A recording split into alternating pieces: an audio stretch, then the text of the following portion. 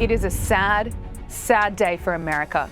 It is hard to find the words to describe the shock and the horror that people are feeling right now. This act has just deepened an already huge divide in the United States of America. But if you... We've never been here before. Divides. There's no way around that. All division divides. Didn't do it. Trump don't give up. Trump sent off 50 missiles to Syria while he was in his bathroom. Remember when Katt Williams said all hell would break loose this year? Well, it seems like he might have been onto something. We've seen some crazy scandals like those raids on Diddy's houses, but nothing could have prepared us for what went down yesterday. Y'all, a presidential candidate was shot at. In America, in 2024. I mean, this feels like we've time traveled back to the 1960s or something. It's a shocking and horrifying moment for the country, no matter where you stand politically. Now, some folks are saying Katt Williams is the new prophet of our time. I mean, he did see this mess coming months ago, but let's rewind a bit and look at what else Katt said in that interview. He called out America's two-party system as the root of all our problems. Katt argued that having only two viable options for Americans goes against what the Founding Fathers wanted. He suggested it's all because of some shadowy group pulling the strings behind the scenes. Yep, he's talking about the Illuminati. Now, I know some of you might be rolling your eyes at the mention of the Illuminati, but stick with me here. Let's break down what we know about this mysterious group. The Illuminati story goes way back to 1776 in Bavaria. It was founded by a German law professor named Adam Weishaupt, who was all about those Enlightenment ideals. You know, reason, logic, education.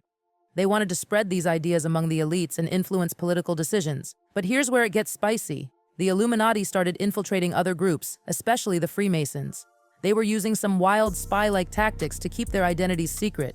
We're talking code names, complicated hierarchies, the whole 9 yards. Now, officially, the Illuminati was banned after just 10 years. But that's when the real fun began. Conspiracy theories started popping up left and right. Some folks claimed the Illuminati had become so powerful within the Freemasons that they were basically running the show. Others said they were behind the French Revolution. Even some of America's founding fathers got in on the Illuminati paranoia. George Washington wrote a letter about the Illuminati threat, and Thomas Jefferson was accused of being a member. Talk about high-profile drama. Fast forward to modern times, and the Illuminati myth is bigger than ever. We've got celebrities like Jay-Z, Beyonce, and Kanye West being accused of membership. I mean, have you seen how lavish their lives are? It's almost otherworldly. Now, most of these celebs deny being in the Illuminati, but for conspiracy theorists, that denial is exactly what a secret society member would say. It's a classic catch-22 situation. But let's get back to Katt Williams and his political predictions. He wasn't just talking about the Illuminati, he also called out the two-party system in America. And you know what? He might have a point about the Founding Fathers not being fans of political parties. Here's a little history lesson for you. When the Constitution was first drawn up, there was no mention of political parties. Many of the Founding Fathers, including George Washington, were actually pretty anti-party. They'd seen the bloody partisan warfare in England and wanted no part of that drama in their new nation. At first, presidential elections were supposed to be simple. Top vote-getter becomes president, runner-up gets to be vice president. No need for parties, right? But human nature being what it is, divisions started forming pretty quickly. You had folks like Alexander Hamilton pushing for a strong federal government and a pro-business agenda. On the other side, you had Thomas Jefferson advocating for states' rights and a more agrarian vision of America. Before long, these opposing views crystallized into the first American political parties. Washington tried to keep the peace, but eventually the party system took hold. And once it did, things got nasty real quick. We're talking mudslinging, personal attacks, the works. Each side saw the other as a threat to the very survival of the nation. Over time, this winner-take-all mentality became deeply ingrained in American politics. One party would dominate for decades, effectively shutting the other side out of power. The pendulum would swing back and forth, but the idea of truly cooperative governance seemed to get lost in the shuffle. So when Katt Williams talks about the problems with the two-party system, he's tapping into a debate that's as old as the country itself. The Founding Fathers might have wanted to avoid partisan division, but it turns out that's easier said than done.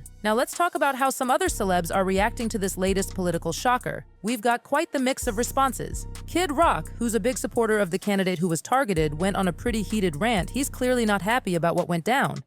50 Cent took a different approach, going for humor instead. He shared a clip of his song Many Men, along with a photo of the candidate being escorted away by Secret Service. He even photoshopped the candidate's head onto his own album cover. I guess laughter is one way to cope with a scary situation. Aries Spears decided to call out the conspiracy theorists who are claiming the whole thing was staged. He's telling folks to knock it off with those theories. Then you've got rappers like Pez saying he predicted something like this would happen. Whether that's true or just hindsight talking, who knows? It's interesting to see how different celebs are processing attending this event. Some are angry, some are trying to find humor, and others are just in shock. Now, I know we've covered a lot of ground here, from Illuminati conspiracies to the Founding Fathers' views on political parties. It's a lot to take in, and honestly, it's hard to know what to believe sometimes. But here's what we do know. America is going through some intense times right now. The political divide seems wider than ever, and tensions are running high. Whether you believe in secret societies controlling everything or not, it's clear that our current system has some serious issues. Katt Williams might not have all the answers, but he's definitely got people talking.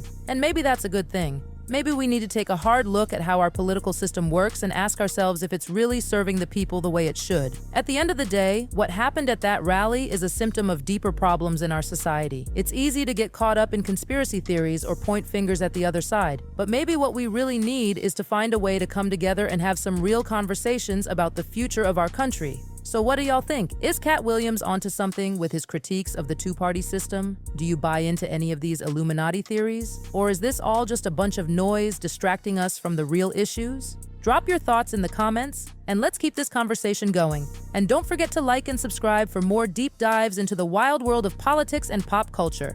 Until next time, keep your eyes open, your mind sharp, and your tea piping hot. Peace out, girls!